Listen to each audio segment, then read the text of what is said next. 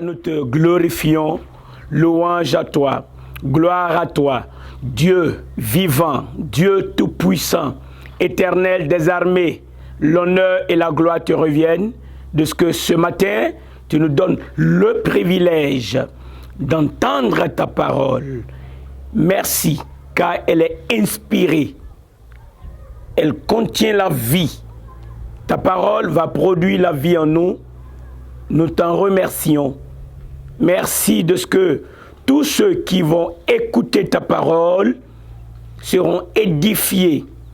Tu vas guérir les malades. Tu vas pourvoir aux besoins. Tu vas donner l'espoir. Tu vas donner la paix du cœur. Merci pour ta parole. Au nom de Jésus. Amen. Bonjour à tous. Bienvenue à cette dévotion.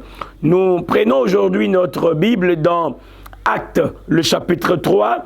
Vous vous souvenez qu'une scène extraordinaire s'est produite lorsque Pierre et Jean partaient à la prière. Ils ont rencontré cet homme qui était assis à la porte du temple et Pierre a fait agir sa foi. Et cet homme a été guéri. Preuve que le Dieu que nous adorons, celui que nous allons écouter maintenant, parce que c'est sa parole, tu vas écouter ma voix, tu vas entendre ma voix, mais c'est la parole de Dieu, donc tu vas écouter la parole de Dieu.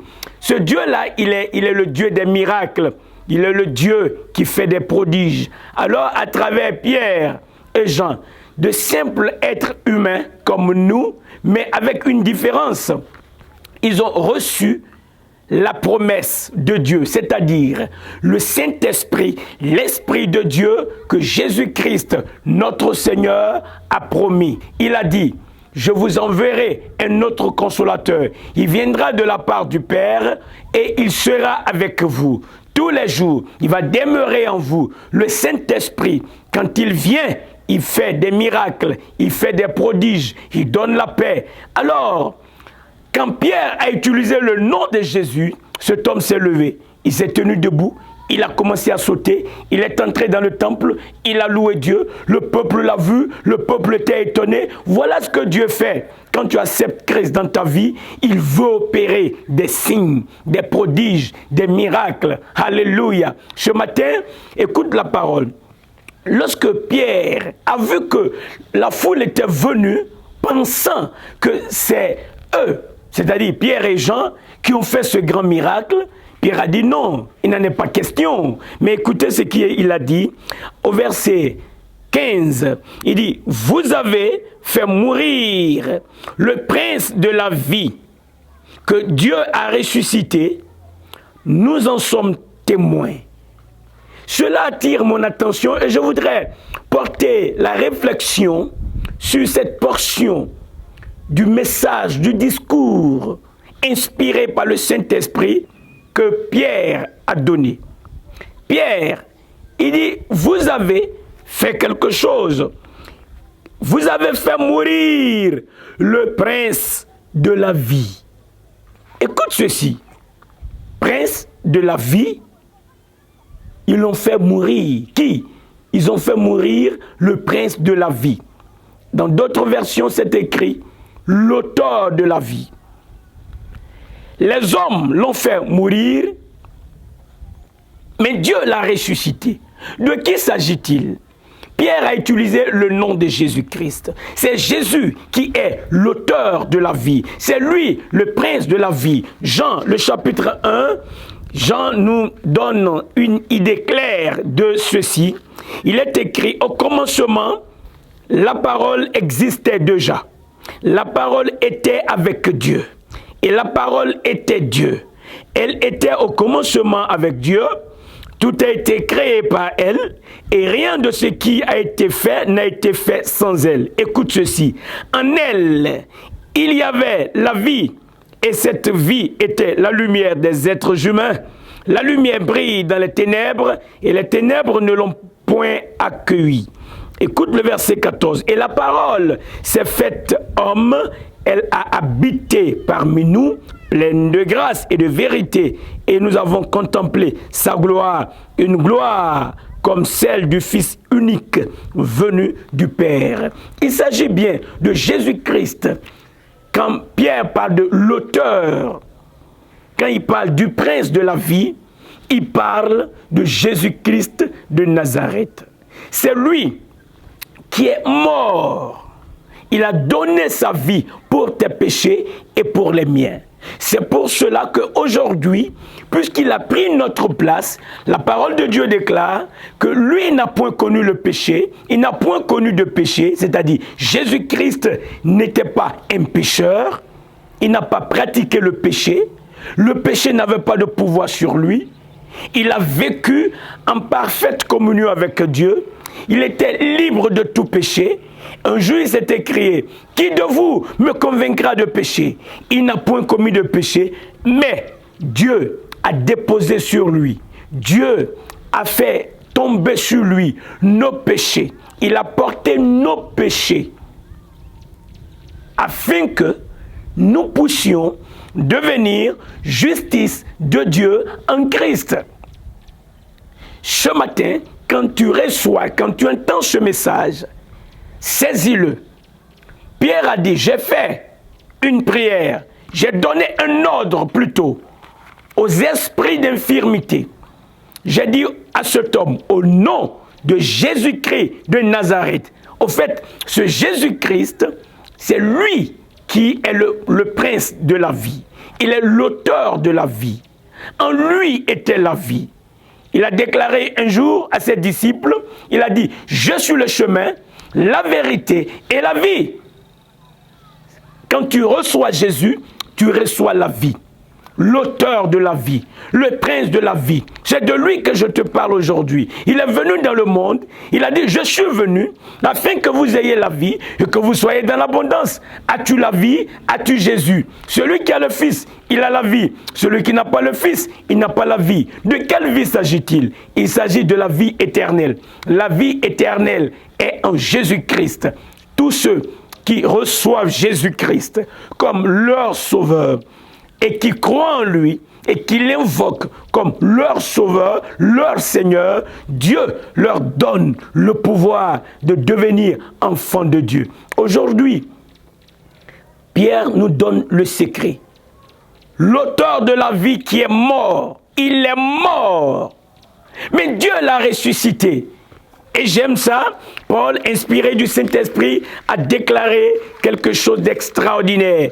En Actes, le chapitre 2, le verset 21, je vais procéder à la lecture. Il est écrit, oh j'aime ça, alors toute personne qui fera appel au nom du Seigneur sera sauvé. Écoute ceci, merveilleux. Cet homme vous a été livré suivant le projet défini et la prescience de Dieu. Vous l'avez arrêté, vous l'avez fait mourir. Je lis dans Actes, le chapitre 2, le verset 23 maintenant. Cet homme vous a été livré suivant la prescience de Dieu. Vous l'avez arrêté. Vous l'avez fait mourir sur une croix par l'intermédiaire d'hommes impies. Écoute ceci, le verset 24. Oh, j'aime ça. Alléluia. Mais Dieu a brisé les liens de la mort. Il l'a ressuscité parce qu'il n'était pas possible qu'elle le retienne. La mort ne pouvait pas retenir Jésus-Christ, l'auteur de la vie. C'est merveilleux de savoir ça. Alors, au verset 26, il déclare, c'est pourquoi mon cœur est dans la joie et ma langue dans l'allégresse. Même mon corps reposera avec espérance. Car tu n'abandonneras pas mon âme au séjour des morts. Tu ne permettras pas que ton sein connaisse la décomposition. Tu m'as fait connaître les sentiers de la vie. Tu me rempliras de joie par ta présence. Alors, Pierre a poursuivi son message. Et il a déclaré, parlant de l'auteur de la vie, il a dit, au verset 31. Il dit, c'est donc la résurrection du Christ qu'il a prévu et annoncé en disant qu'il ne serait pas abandonné au séjour des morts et que son corps ne connaîtrait pas la décomposition. Verset 32, c'est ce Jésus que Dieu a ressuscité. Nous en sommes tous témoins. Alors c'est important. Pierre disait au peuple, écoutez-moi, vous avez livré Jésus. Il est mort, mais Dieu l'a ressuscité. Et comment il a appelé Jésus? Comment il a présenté Jésus à ses hommes? Il a dit, il est l'auteur de la vie. Il est le prince de la vie. C'est de lui que je te parle aujourd'hui. C'est son nom que Pierre a utilisé pour qu'il y ait ce grand miracle. Un homme boiteux de naissance a marché dans le nom puissant de Jésus-Christ. Aujourd'hui, tu peux accepter Jésus-Christ. Il est l'auteur de la vie. Il va te donner sa classe de vie. Il a la vie éternelle. En croyant en Jésus, tu recevras sa classe de vie. Ce matin, l'appel t'est lancé. Si tu n'as pas encore reçu Jésus, tu as besoin de lui.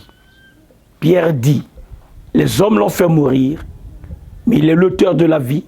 Dieu l'a ressuscité, il vit. Lorsque l'un de ses amis, Lazare, était mort, la sœur de Lazare lui a dit, Seigneur, si tu avais été là, Lazare ne serait pas mort. Le Seigneur Jésus lui a dit, je suis la résurrection et la vie. Alléluia. Il est la résurrection et la vie. L'as-tu reçu? Puisqu'il est ressuscité, il est vivant pour te donner sa classe de vie. Aujourd'hui, c'est le jour favorable pour toi. Aujourd'hui, tu as besoin de l'auteur de la vie en toi. Pierre l'avait en lui quand il a invoqué l'auteur de la vie, le prince de la vie, le ressuscité, a fait valoir la puissance de son nom, le pouvoir en son nom, car il a promis à tous ceux qui vont le recevoir, il dit, à mon nom, voici les miracles qui les accompagneront. Qui? Ceux qui auront cru. Ils chasseront les démons, ils imposeront les mains sur les malades, ils seront guéris. S'ils boivent quelques breuvages mortels, cela ne leur fera aucun mal. Aujourd'hui, accepte Jésus. Si tu veux le faire, deux choses simplement. Confesser de ta bouche et croire dans ton cœur. Si tu veux faire ceci, Dieu te dit, il a la solution pour tes péchés. Dieu te dit, je te donne le salut. Si tu confesses de ta bouche que Jésus est le Seigneur et que tu crois dans ton cœur que Dieu l'a ressuscité des morts, la parole de Dieu déclare, tu seras sauvé. Alors je veux prier avec toi ce matin. Je veux te poser une question simple. Veux-tu recevoir la vie éternelle? Je sais que ta réponse est oui. Alors je veux t'y aider, si tu le permets. Tu peux donc faire cette prière avec moi. Fais-la de tout ton cœur. Tu peux dire avec moi, avec les yeux légèrement fermés, Dieu, créateur du ciel et de la terre, c'est toi qui m'as créé. Merci de m'apporter ton message aujourd'hui. J'ai compris que Jésus-Christ, celui au nom de qui Pierre a opéré le miracle, il est mort pour mes péchés. Je comprends aujourd'hui que Jésus-Christ est ressuscité des morts. Alors, je l'invite dans ma vie et je l'invoque comme le Seigneur de ma vie. Seigneur Jésus, merci d'être mon sauveur et merci d'être mon Seigneur. Que l'honneur et la gloire te reviennent. Merci Père éternel de me donner le droit, toi qui es mon créateur, de t'appeler mon Père. Tu es mon Père et tu es mon Dieu. Je te loue en conséquence. Merci d'avoir écouté cette prière au nom de Jésus. Alléluia, alléluia. Que Dieu te bénisse. Ô Père Saint, ce matin, Créateur du ciel et de la terre, toi qui es si puissant, toi pour qui rien n'est trop difficile, je t'invoque de tout mon cœur. Interviens dans la vie de chacun, par un miracle, par un prodige, par la guérison. Fais valoir la puissance de ton nom. Que ceux qui suivent ce message et qui sont malades soient guéris dans leur corps.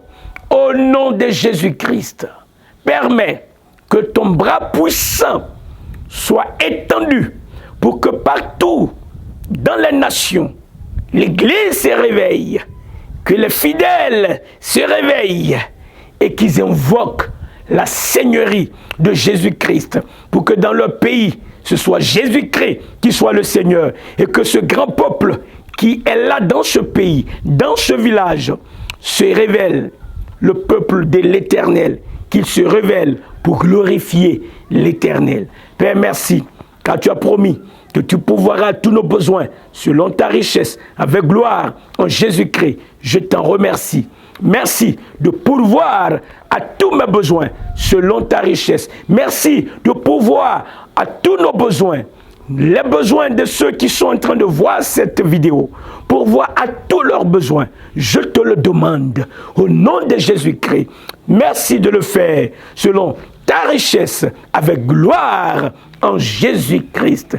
Alléluia. Amen, amen, amen. Que Dieu te bénisse.